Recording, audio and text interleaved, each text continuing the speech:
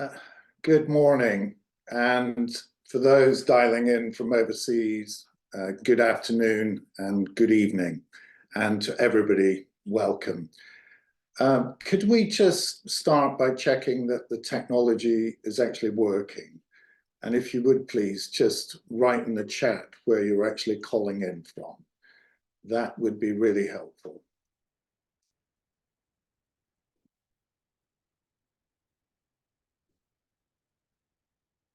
If you could just write in the chat where you're calling in from, I can see then that the technology is working and that we can actually interact as we should.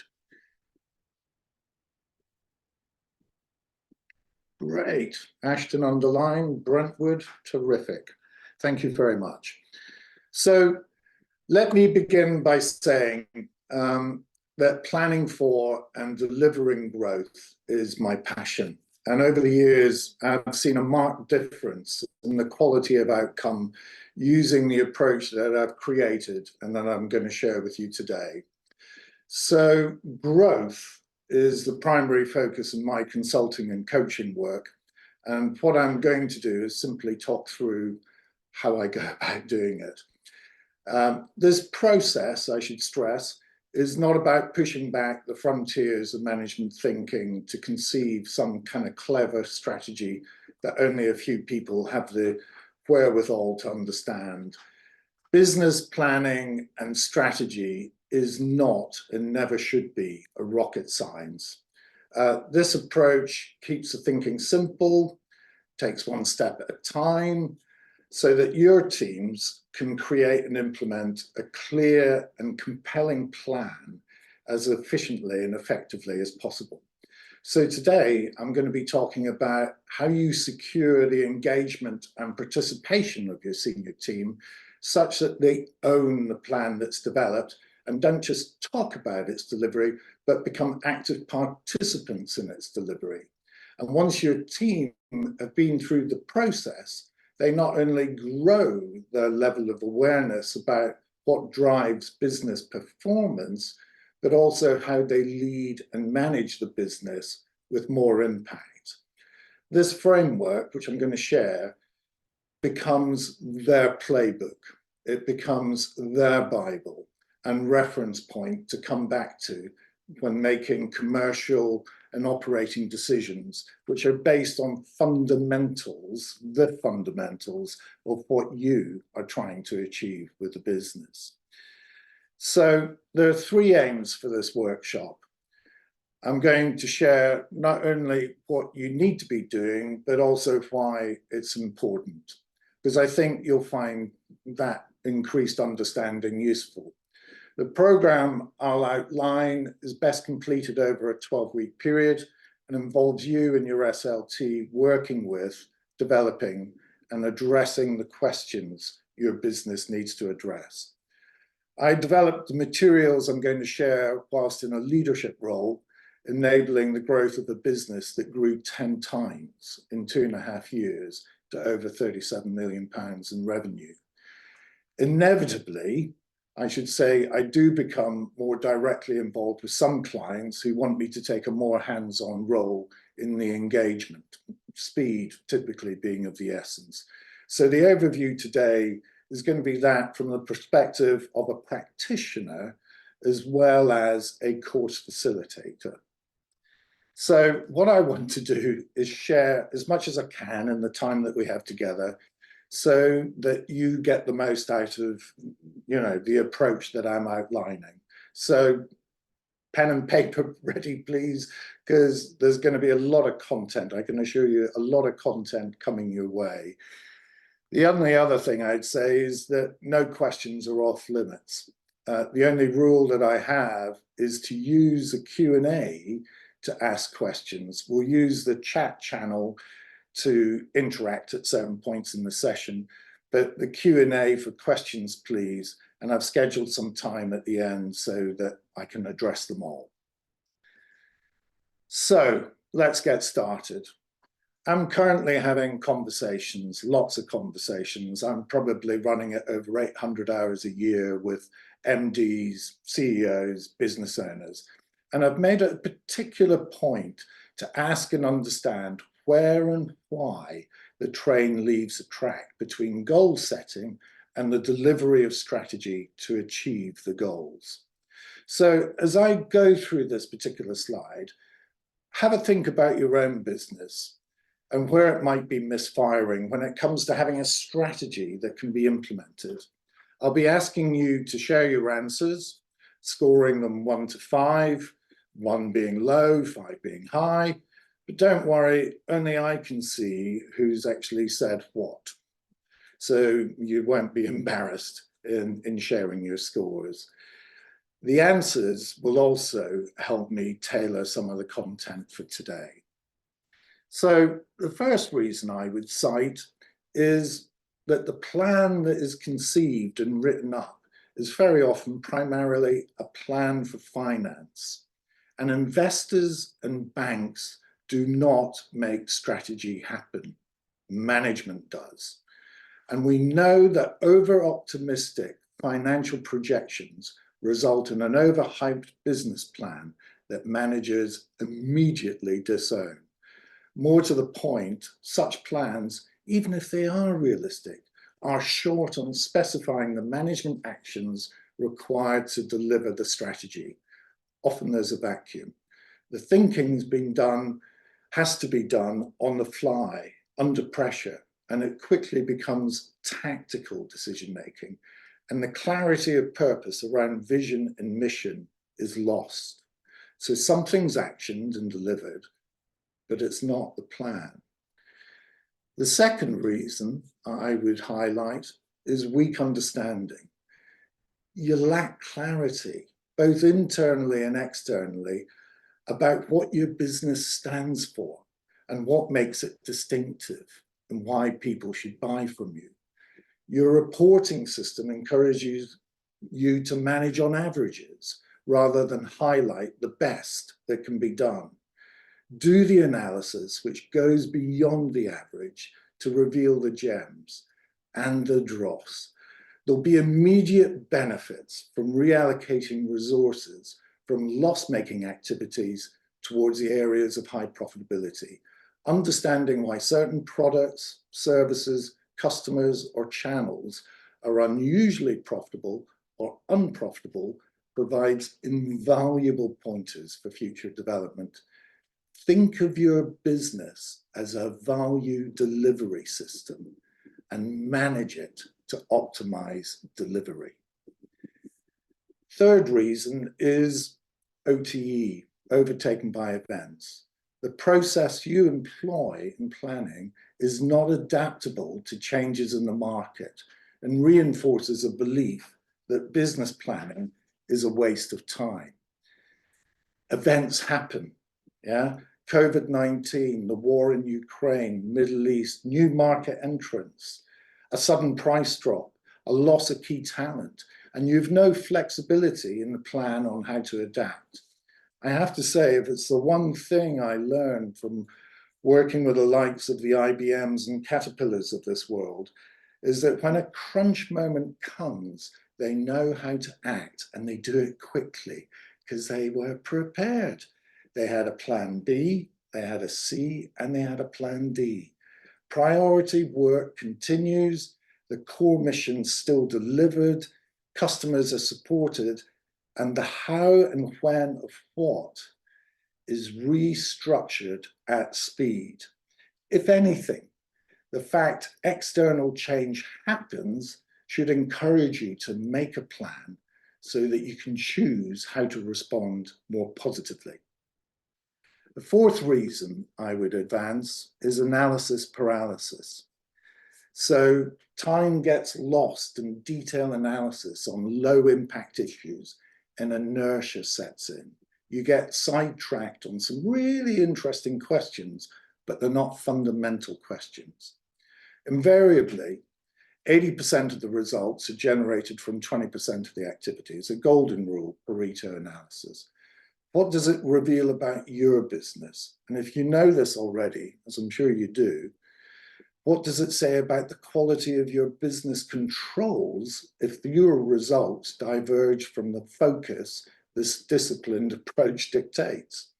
Contrary to all good intentions with analysis paralysis, there's a rush job at the end of the time that was set aside for planning. And it's topped up with a bit of cut and paste from last year's plan because, well, that still makes sense, doesn't it? And little or no consideration for the management strategy on the big fundamentals of what truly shifts the needle for the performance of your business, let alone any thought given to how to make this happen and how it's actually going to be implemented. So finally, business planning is seen as a one-off exercise set to create a budget and is divorced from management meetings. The strategy away days productive, good exchanges, some positive fresh thinking, but inevitably when one walks away from those sessions, there's a conspiracy of optimism where everybody thinks all is set fair and there's no detailed action plan, far less a management process for turning ideas into actions. Away days are important, but they represent a one-off exercise unless there is a system for ensuring the conversations turn into actions which are tracked and reviewed and changes in course taken to make sure desired outcomes are securely delivered. Rather, it's left to hope with some vague, we'll pull together, we can do this kind of rhetoric, particularly when facing into resistance for change, which your plan and your goals and your objectives almost inevitably suggest.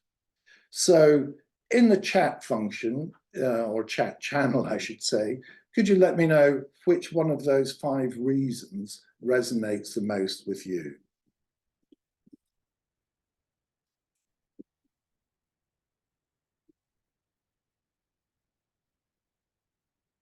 So I see a 5.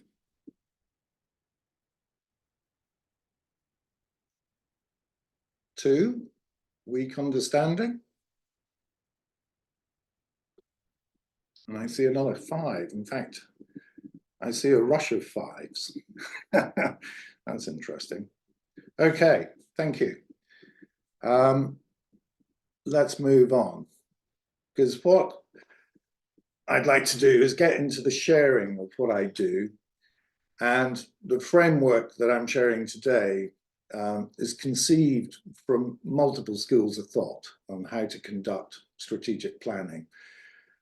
It's distilled from all the reading that you can see behind me that I've been doing over the years, as well as tapping into and harvesting various online resources and applying different approaches in different environments to get the practical stuff that works well, time after time.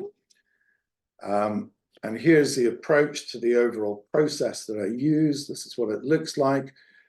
And it's important to be set up for success from the beginning, I would suggest, which is why I'll be majoring more on part 1 today, as well as sharing insights on parts 2 and 3 that should shine a light on how to execute plans well. But it's my experience, most businesses start with good intentions on the first part and do little or nothing on the second part, and subsequently fail at the strategy in the third part.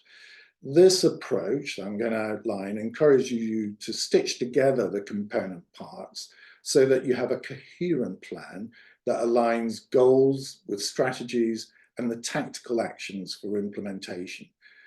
To be clear, the reasons for failure in part 3 are frequently due to a rush to execution without adequate preparation, and there is also no management execution system that tracks performance against the plan, or which offers any fact-based insights on whether a course correction is actually necessary. Consequently, without feedback, confidence falls away, and the business plan is frequently abandoned before it's had the opportunity to really take root. And success, if any, comes down to a lot of luck. So who on earth am I to be saying all of this? Well, what I'd like to say is I've been there and done it, either as a director in fast-paced businesses, having spent over 20 years in multiple retailing, or working as a consultant to large corporates as well as SMEs over the past 20 years. The QR code, if you want to take a camera and hover over that, will take you to my LinkedIn profile, where you've seen I've been sharing content over the years on business growth and leadership development. And if after today you want a conversation, we can start it there. But much of what I do is about finding out what works and designing and introducing frameworks that become client-owned processes and systems for scaling businesses for growth. The one I'm highlighting today is the Strategy for Execution framework that I created to transform purpose into prosperity. This formula is rooted in principles that include keeping it simple, managing with data during both the analytical phase and the execution phase, and engaging the SLT, senior leadership team, and wider staff. And it's all about being disciplined, week in, week out, and staying on it, and having a system that encourages you to do that. I've been around, I've worked across the UK, Europe, North America, Africa, Middle and Far East. And for me, wherever I've been, the conversation has been about helping leaders define their strategy for execution. It's been about setting direction that allows businesses to course correct by being more agile. It's about getting people in an organization to do the right things the business can afford. And it's about implementing a framework that holds people to account. The reason why this work is so important for me is that when it comes to scaling a business and where I add value, I'm concerned to, one, help leaders navigate risk to define and realize ambitious goals. And I want to help leaders make it happen in a way that builds a sustainable business that's founded on the principles of being agile, affordable, and accountable. Success is AAA rated, which is what investors value most and what investors will pay a premium to acquire, which for those on the call today who are thinking about exit should have top of mind. I found this research really revealing. So Ken Blanchard, author of multiple books, The 1 Minute Manager being one of them, his organization conducted this research by surveying 700 businesses. Now, I'm sure you're already thinking about it when you look at this. Which number, just put them up, 1, 2, 3, 4, which number best represents you?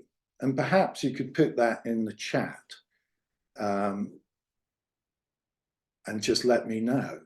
So if we just quickly run around the grid, we say 1, it's not a great plan, got it wrong, but boy, we did it well. So I can only suggest we put out a lot of fires and knocked it out the park. The second one is, yeah, got a good plan, we did it really well. And if that's you, well, I think you may find this call rather academic or a bit like sending coals to Newcastle. The third one, bad plan, bad execution. That's double trouble. That's not a happy place. But my eye, and I suspect many of yours, is drawn towards number 4, 74%.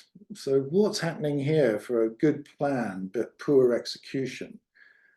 It could very well be let down by some of the things that we've spoken about already, but what are you specifically missing or dropping the ball on? What I find time and again is that if you've not done the plan in such a way that other people, and it's a key word, other people in the organization who didn't write it, didn't conceive it, didn't draw it up, they can actually execute it. And there's a hidden process at work, and that's what I want to spotlight today. So what have we got? We've got a number of ones, gosh. So poor plan, but good execution. Yeah, well, I kind of see that as firefighting and being highly reactive and doing well. Okay. So the key question for me is why? So why are we doing it to ourselves? Why are our plans so ineffective? We all know that if you don't spell out what your goals are, very specifically define their scope and clarify what the measures for success are, then strategies become vague. The flaw of averages kicks in. And when that happens, it's usually accompanied with a drop in service or delivery quality. Businesses, yeah, because you're not seeing and achieving what's available to you. In the end, you just end up as another also-ran in the battle to win more with your customers. The second one, and this is really quite fundamental, if you've got a team in place, then encourage conflict and debate on the issues that matter. Businesses often fall short on great delivery because the top team is not aligned and it's not working together. Often it's because they've not had it out, and the debate that needs to happen has been buried.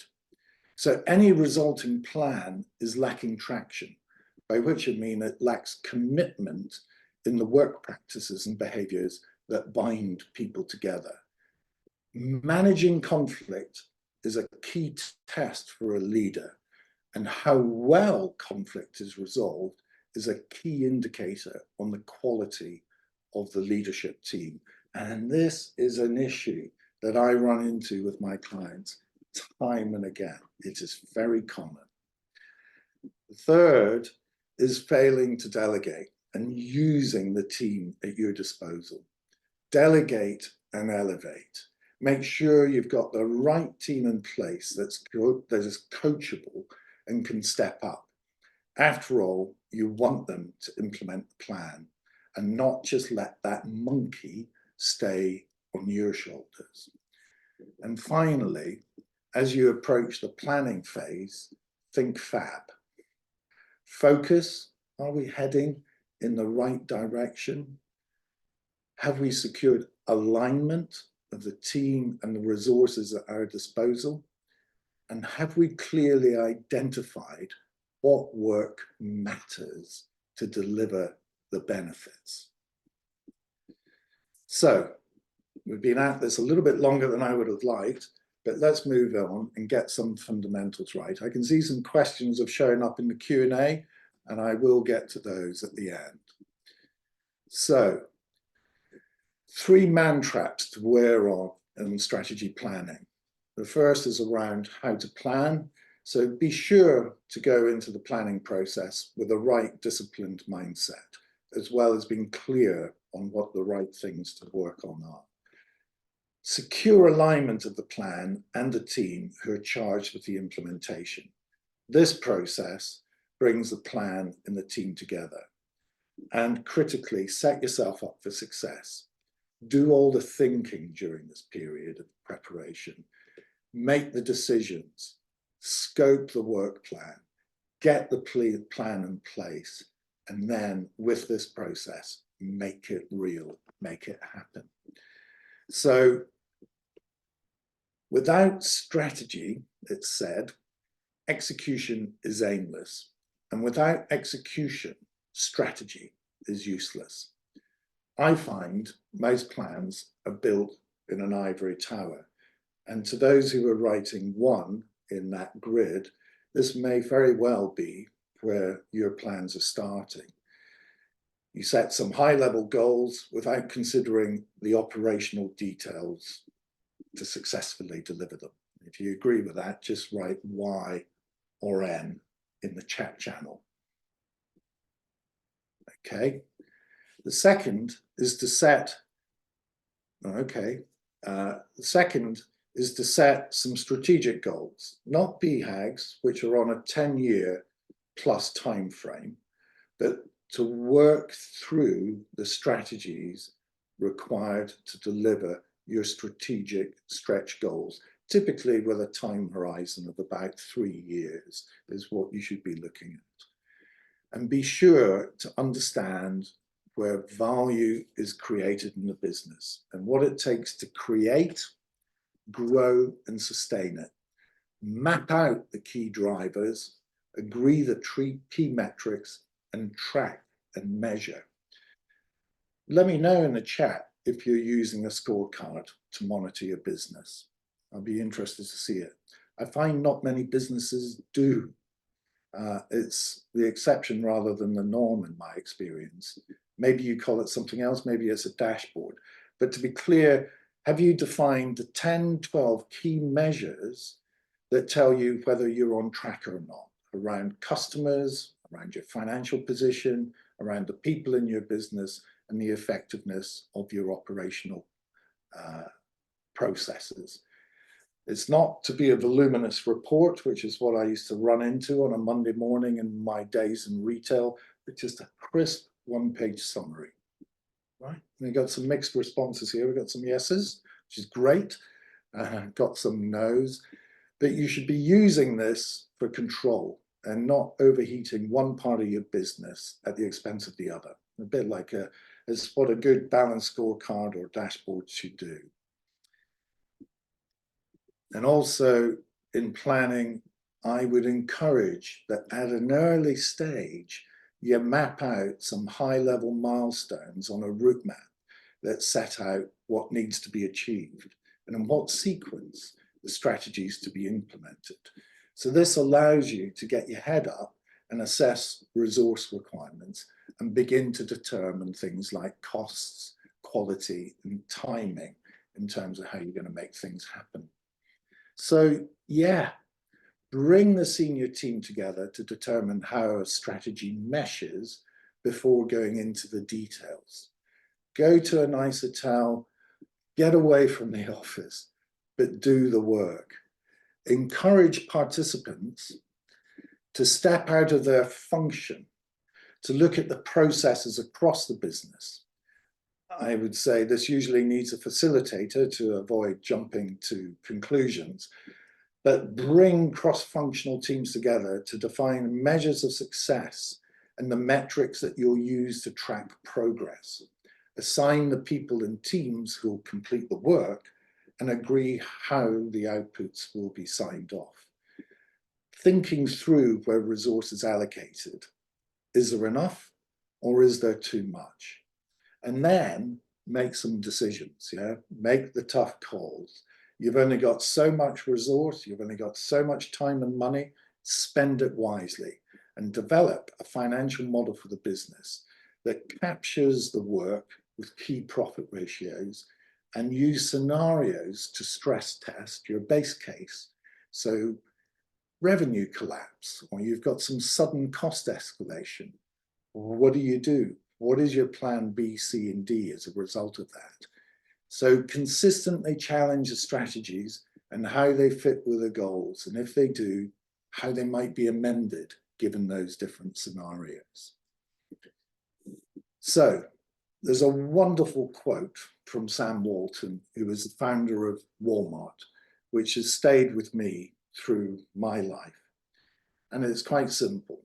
It's, if you're not serving a customer, you better be serving someone who is. So all I'll say from that is be sure to design the structure and processes to deliver for customers, that you've got resource and capability at the right level in place. I would contend that your operating structures are usually functionally based rather than process or project based, because they are more easy to scale and be robust over a growth trajectory. But, you know, each to their own, and there may be circumstances during scale up which suggest it might be different. But secondly, what I would do is I would create a story, set out the big picture, focus on the priorities, and bottom out how delivery will be achieved.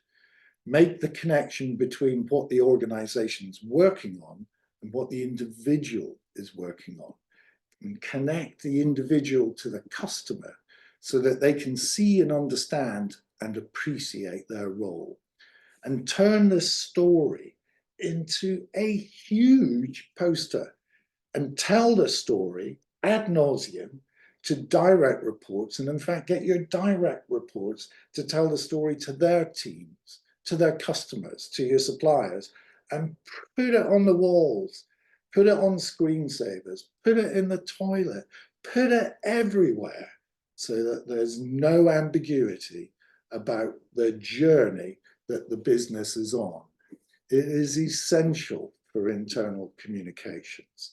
Moreover, establish a rhythm with new habits and routines, meetings, conversations, behaviors. Get yourself in flow and make sure you've put your team in flow by delegating tasks to the right level people, and they have the tools and are capable of delivering. So put it all down on one page. A direction of travel and how to get there should all be summarized in one page. Vision and mission for the business should clarify its purpose and be motivating to staff. Stretch goals should be set over a life plan, I'd say 3 years, should span the entirety of the business and be focused on outcomes, not financial results per se. And the strategies to deliver the goals should line up for each and be broken down into the more detailed work required to deliver the desired outcomes. Business planning and strategy does not need to be a rocket science. It's about a series of choices and working through the consequences of those choices in a disciplined way.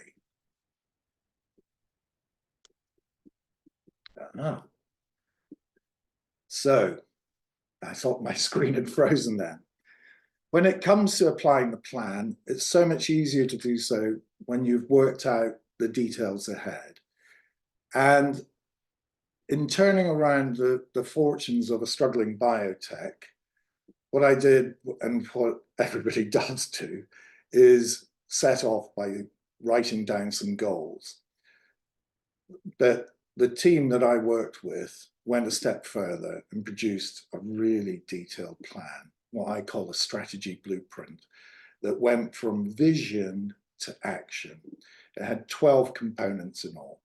And it's what I now advocate you do with your plans, to break it down into bite-sized chunks and take one a week to tackle and to arrive at clarity on strategy, structure, operating processes, and implementation method.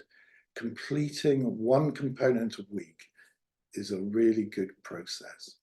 Work patterns, I'm a believer in meetings, unlike some, that drive the rhythm of a business. Form small leadership meetings that surface and resolve conflict, and take them into weekly pulse meetings with a wider team that drive actions. And reporting, we set up meetings supported by data, collect, capture data at every opportunity, and create clear defined metrics for the meetings, whether they are S&OP or whether they are monthly management meetings. And when you have that data, all coupled to an ambition, you propel the business, where the leadership team has a growth mindset, they are dynamic, they are capable people, and you add a strategy blueprint and you have liftoff. And in a nutshell, that's how we grew to over 35 million turnover and put on 200 or more additional staff in 2.5 years, applying these disciplines and this approach. So today I'm going to talk through a little bit more about how to set up for success. And if at the end of the session you've got some interest and intrigue, it's sort of touched a nerve, I'm offering the opportunity to speak with you in more detail, to review your goals, current resources, processes, and the gap you want to close. So if you'd find that conversation helpful, just take out your camera, scan the QR code, and book some time in my calendar such that we can have some time to talk.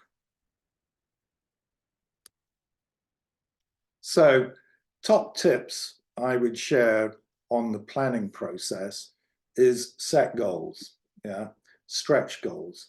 Start with a long list, get down to a short list, and set out the most desirable goals. List all the strategies that you'd employ and make a selection based on criteria that reflects business values and principles that you hold dear.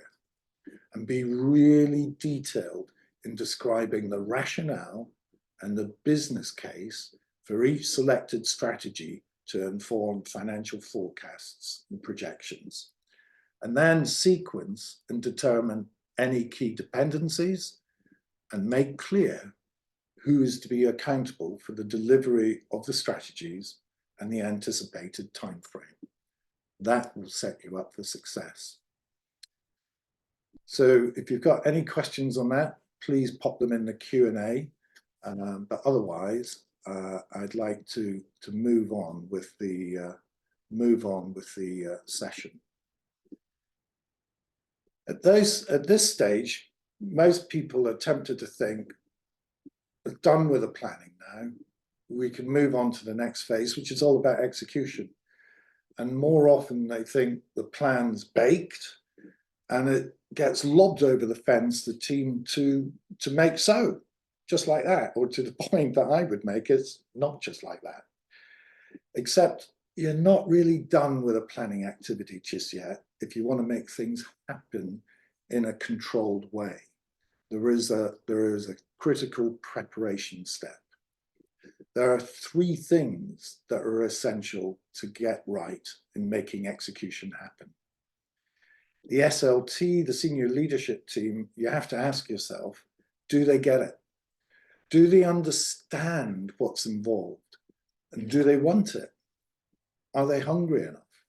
And are they capable of delivering it? And then you have to look at the functional plans and the leaders of those plans, which all too often simply doesn't exist at a functional planning level. There's typically a vacuum there. And have you closed your planning off by creating a stop list in order to create capacity for change and that enables focus of the new plan that you have for the business over the next 3 years? So let's go into each of those in a bit more detail.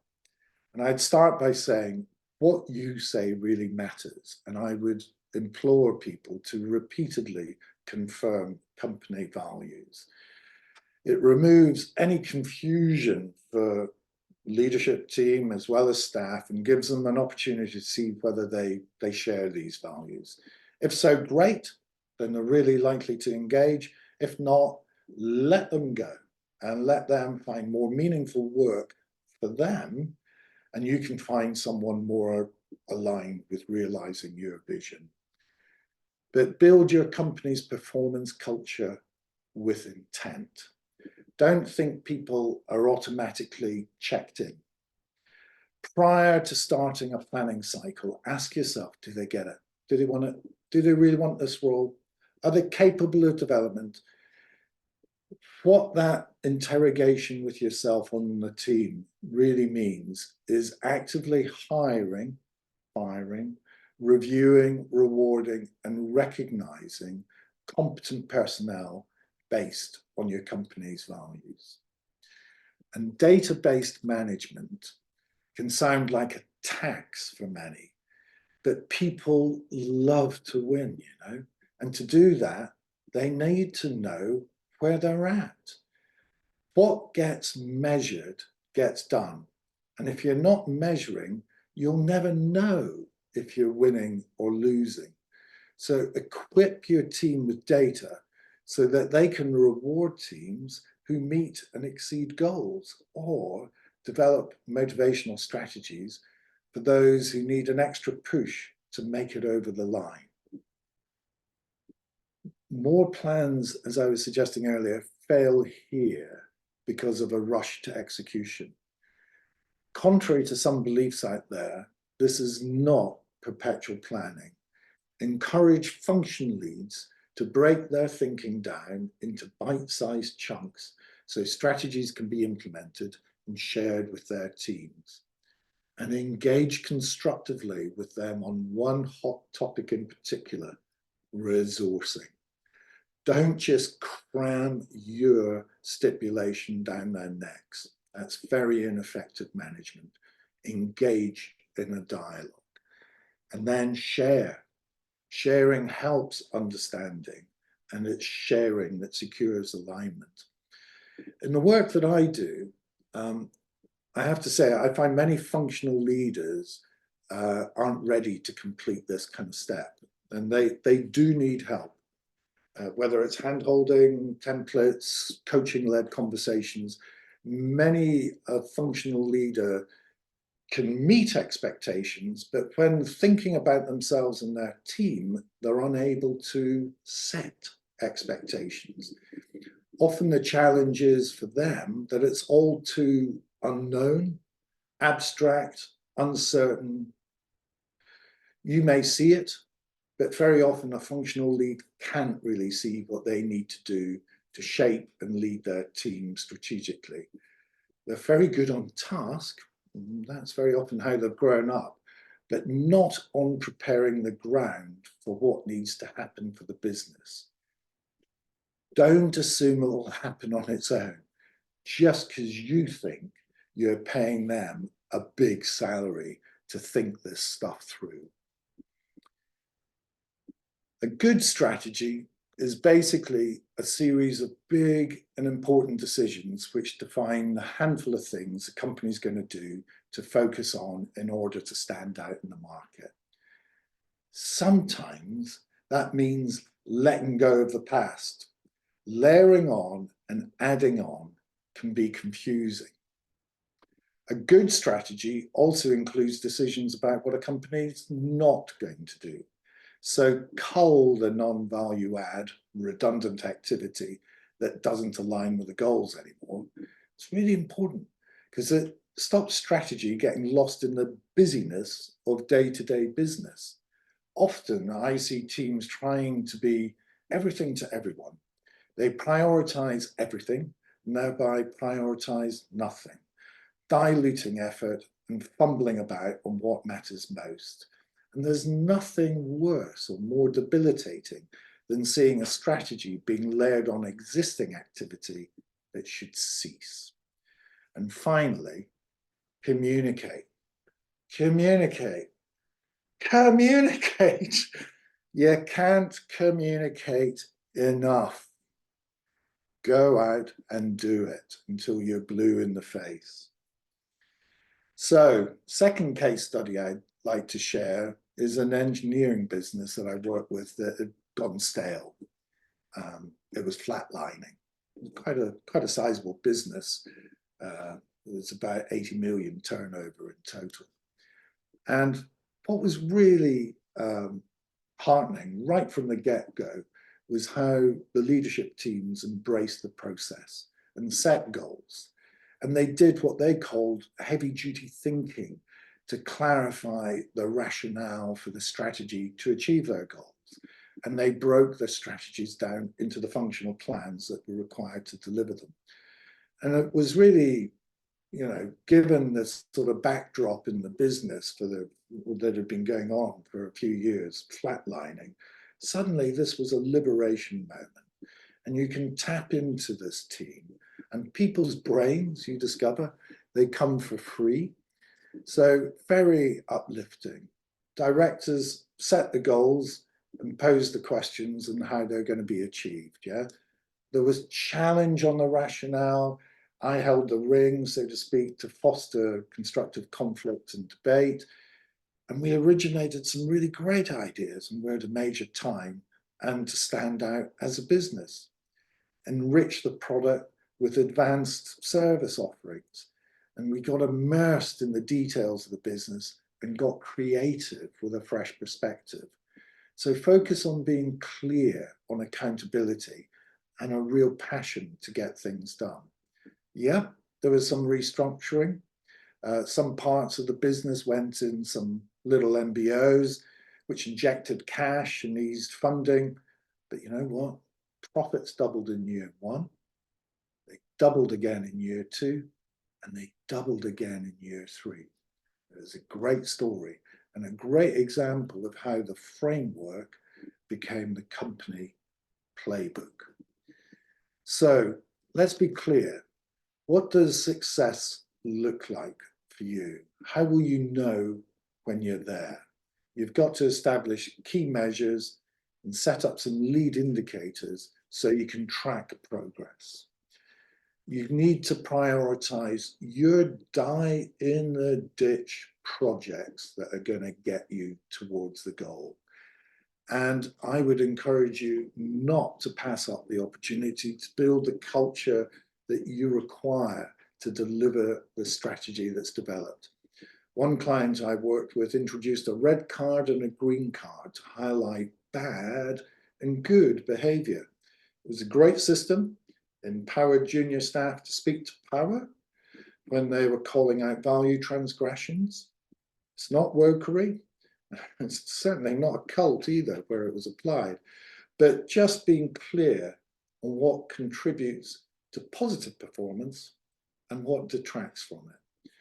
And above all else, keep it really simple, because keeping it simple gets it done. So, if you've got any questions, please pop them in the Q&A and we'll move on with the session. Is this all making sense thus far? Let me know with a yes or a no in the chat channel. And if you've got any questions, please put them in the Q&A channel.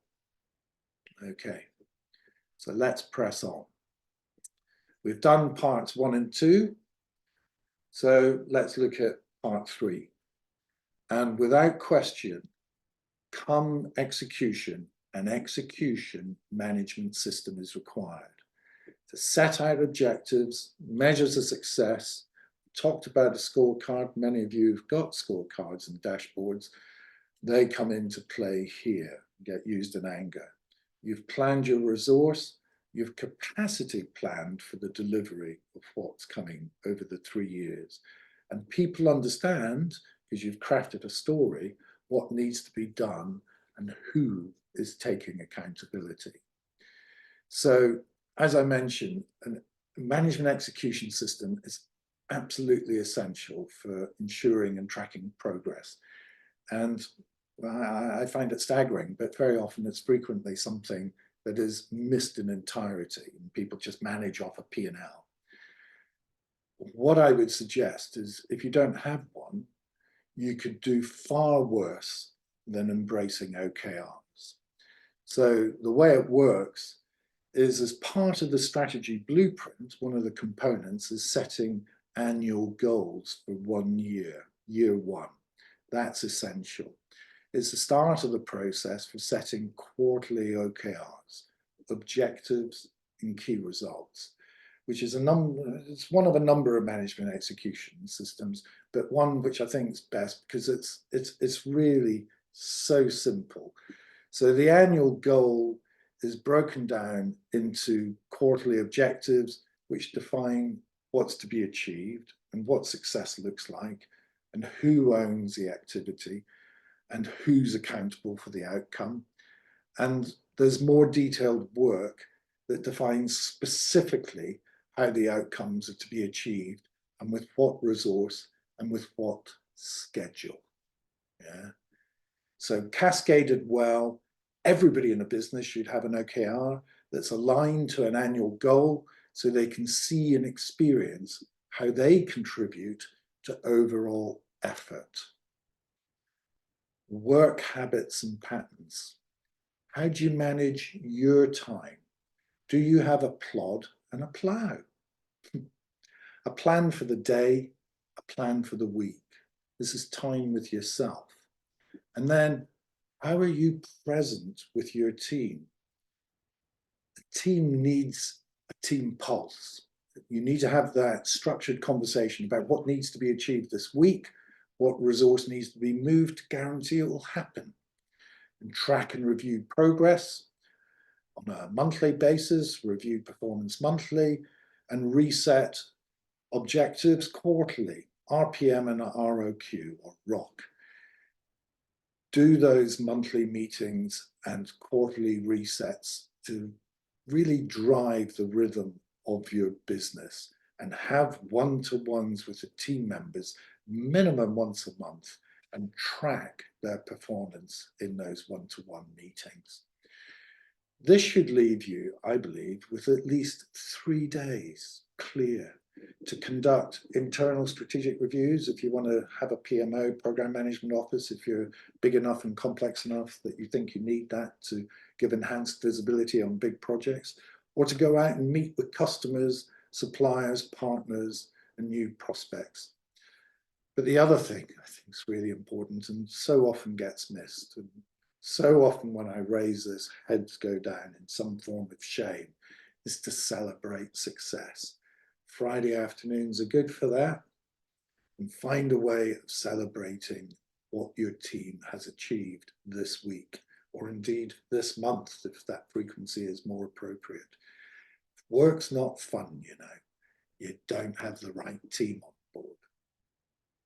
So another case study I'd like to share is a people business that I worked with, highly profitable, really high on purpose, but would drift when it came to implementation. There was not a great deal of urgency.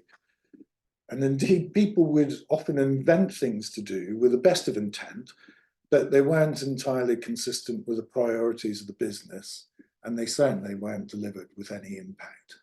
So he introduced to the staff a revitalized vision and a plan for business growth. We told a story with a sporting theme, using supporting characters and symbols to help communicate where the business is going and how it's going to get there. It also outlined what part is played by different teams so that individuals in those teams could clearly see their role and the contribution that they make, and begin to feel more accountability for what's expected of them in future, as well as how significant, however modest their role, their contribution is in adding up to the overall achievement of the greater whole.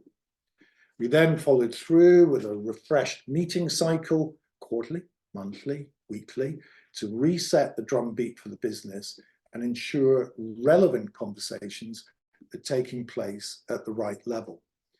This was all supplemented by a performance management system that supported capability development so that things got done and improved over time, rather than keep catching people out on an ad hoc basis, yeah? All of this helps to tune up the culture and encourage a much stronger performance management focus. And because of this, turnover doubled in the first year of implementation. So top tips for the execution phase: have a management execution system. I naturally gravitate towards OKRs, but there's management by objectives, there's North Star metrics. People sometimes use balanced scorecard, but get it into people's heads and infuse that action planning and their daily tasks with an accountability tool. So design and set a core set of meetings for the business, clear objectives, agenda, yeah, good chairing for those meetings, and who's required to attend so decisions can be taken, and create and tell a story. Make it light, have some fun with it, and make it personal to the business. So that's it, really. That is what a strategy for execution blueprint looks like. Most businesses are missing this framework that ties vision and action together. It's kind of why, as per the research findings from the Blanchard organization, 80% of good business plans fail at the execution phase. So I would just encourage you, based on what you've seen today, to use this kind of framework for your company playbook. Create your way, your company way of what it is that you do, what you stand for, and how you're going to put your dent into the universe and make it happen. And what I'll say is that until it's written down and summarized, it isn't going to happen. So, you know, develop a process that's comprehensive and joins the dots of all the activity going on in your business. This blueprint becomes your guide and your helpful friend in execution. It creates a vocabulary and a language for how to manage the business. You lead meetings with a focus on outcomes and actions that generate the desired results. And you link individuals to teams and the teams to the goals, and have a clear line of sight to outcomes and how they are built up. And keep it simple. If it starts to get complicated, it won't work. So hopefully that all makes sense. If you've got any questions, pop them in the Q&A. We've done sections or parts 1, 2, and 3. So what I'd just like to do is take a few minutes to just outline how a 12-week program works. So a 12-week program is 12 modules shown here, and we go through one a week. And if you want a conversation on it and find it helpful, got the QR code again that you can use your camera to scan and book some time with me, 30 minutes, to talk about it a little bit more. The rhythm to this program is very simple. We get together in a group call, your SLT, on a Monday morning, and we do share some process and content in terms of what makes up each of those component areas, and set some tasks, set some homework for you and the team to work on during the course of the week. And on Thursday, we review what you've done in a one-to-one, an hour-long one-to-one, and brainstorm with you in terms of helping to backfill some of the gaps. If you like, you can be joined in that call by a colleague, or delegate that role to an SLT member who's access to the workbook that I'd obviously issue with all the templates that are included. Key thing I would suggest is to use this as a team development opportunity, and encourage your SLT to come on the group calls, that at minimum have at least 1 or 2 people who can, do some baton passing during a 12-week program to manage the process locally and help their colleagues engage and participate in the process. So Mondays meet again on a Thursday. So I've worked with a number of businesses completing this process in scale-up mode, and delivered outcomes which have resulted in turnaround, as well as sales and profit growth. And there's, as I suggest, been multiple benefits arising from this process, covering both personal development for leaders, as well as delivering hard business benefits.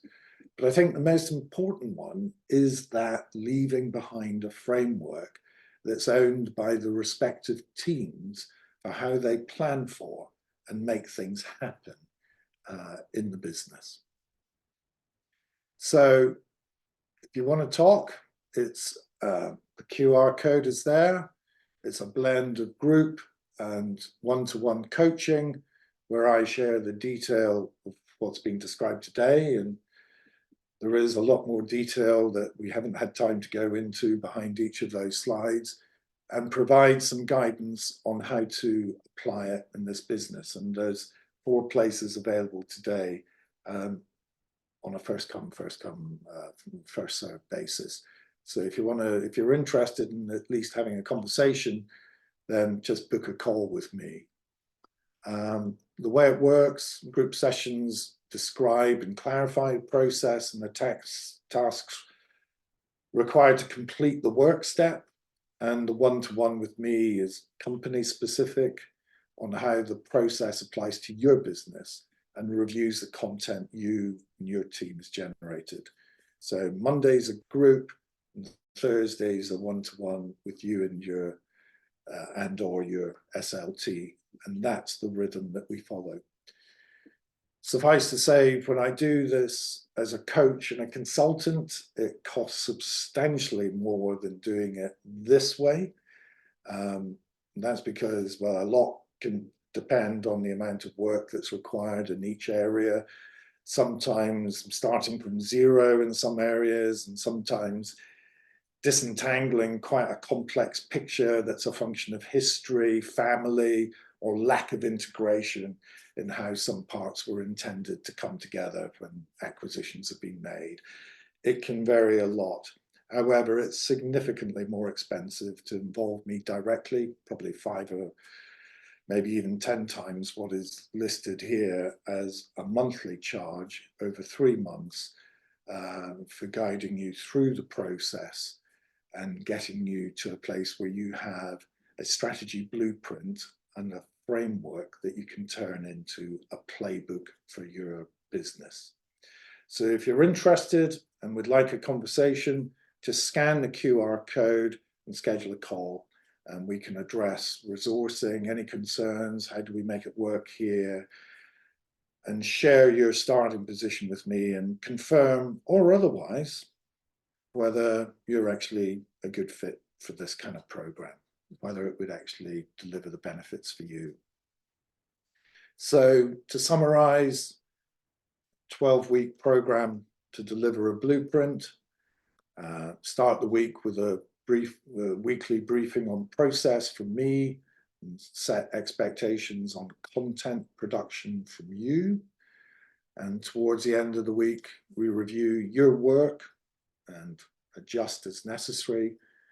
And I become your accountability buddy to get things done and give you a bit of a kick if we need to move things along that much faster. So, once again, there's a QR code if you want to book time in my diary. All I'd ask is the content shared today useful? Let me know in the chat, yes or no, Y or N, and I'll go through the Q&A whilst you do that. So good, a couple of yeses, that's good to read. I'm pleased, that's good. I see some people have been using the Q&A for some of the number scoring. Okay, and some people have been using a bowling chart. So that's for tracking progress, I assume, a sort of dashboard, or you call it a bowling chart. So do I have any advice for one-man bands and teams of only a few people to make this work effectively, especially the focus and accountability parts where you're wearing all the hats? Yeah, it's an interesting one there. I think what I would encourage, it's difficult. I don't think this process applies for a one-man band, although I certainly wouldn't deny the value of doing a detailed plan and probably looking no further than 1 year out for a one-man band, unless you've got real ambitions to grow and scale a business and then look 3 years out. But if you're part of a smaller team or a band of brothers, if you want to characterize it that way, then I would certainly advocate a contracting session between you all and clearly define who's going to be the marketing bod, who's going to be the operations bod, who's going to be the finance support or people management bod, or who is going to be bringing in whatever specific technology processes, and allocate those roles. Because when you go through a planning process, you need to have a base level of understanding of who's going to do what round here to help you get across the line. So I would have that contracting session before you get into any sort of planning process. Somebody's just asked why I have only 4 places, because that's the time I've got available to provide what I think is a sensible and considered level of support. I've been told I should be handling bigger numbers, but inevitably it would be at the expense of less contact. And I sense from my side I'd end up being more rushed. So I'm not compromising on my standards. So that's why I keep it to 4 people.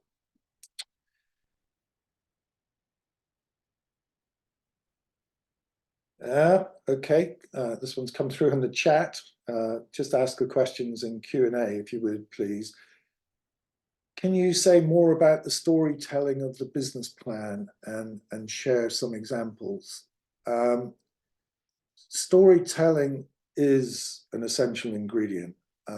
It really does help to convey the why we do things, as well as show the road ahead and why certain activities matter and what you're placing emphasis on over a 3-year time horizon.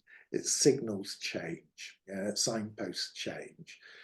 And it also shows individual teams as where they fit in, as well as where the individuals actually can contribute.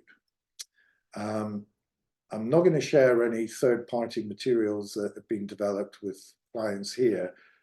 However, suffice to say, some of the best stories have been journey-based. Some have been sporting competitions. Some have been rockets heading off across space. Journeys through the bush, in the jungle, dealing with all the nasties that can happen, and river journeys.